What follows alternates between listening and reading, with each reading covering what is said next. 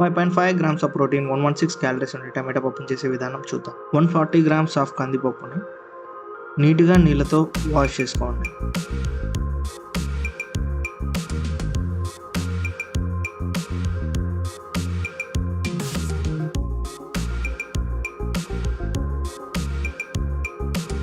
ఆ తర్వాత ఒక చిన్న కుక్కర్లో వాష్ చేసుకున్న కందిపప్పును వేసుకొని 4 టమాటా, 1 ఎర్రగడ్డ,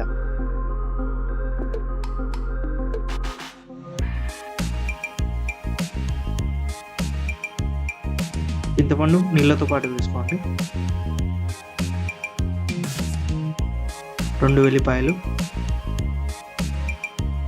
ముక్కలన్నీ నీట్గా మునిగేంత దాకా నీళ్ళు వేసుకోండి, 1 టేబుల్ స్పూన్ కారం, 1/2 టేబుల్ స్పూన్ ఉప్పు, కొద్దిగా పసుపు, అన్నిటినీ నీట్గా మిక్స్ చేసుకోండి.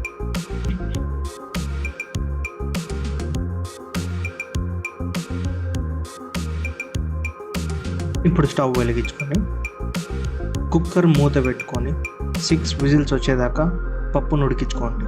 6 విజిల్స్ తర్వాత కుక్కర్ ఆఫ్ చేసుకొని చల్లారనివ్వండి. ఇప్పుడు తాలింపు కోసం మీడియం ఫ్లేమ్లో 1.5 టేబుల్ స్పూన్ ఆయిల్,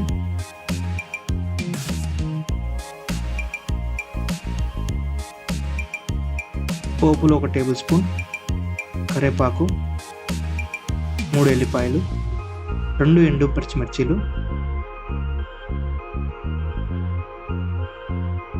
2 మినిట్స్ దాకా మీడియం ఫ్లేమ్లో అటు ఇటు బాగా కలుపుకోండి.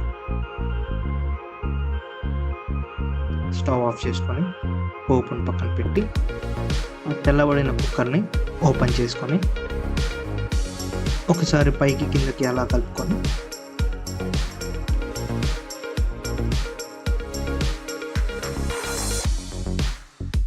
పప్పు గింజతో స్మాష్ చేసుకోండి. ఇక్కడ కన్సిస్టెన్సీని చూసుకోండి.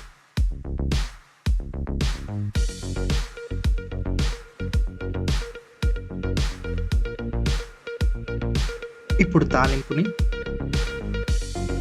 మన పప్పులో వేసుకొని స్టవ్ ఆన్ చేసుకొని మీడియం ఫ్లేమ్లో కలుపుకోండి. కన్సిస్టెన్సీని దగ్గర చేసుకోండి. అంతే అండి, మన టమాటో పప్పు రెడీ అయిపోయింది. రైస్ ఎప్పుడు కానీ మనం తక్కువ పెట్టేసుకొని టమాటో పప్పుని ఎక్కువ తిన్నాము అంటే దాని న్యూట్రిషన్స్ మనం ఎక్కువ అబ్జర్వ్ చేసుకోగలుగుతాము. మీకోసం లాస్ట్లో నేను మ్యాక్రో న్యూట్రిషన్స్ని పేస్ట్ చేశాను. తప్పకుండా విజిట్ చేయండి. Please do subscribe to my channel.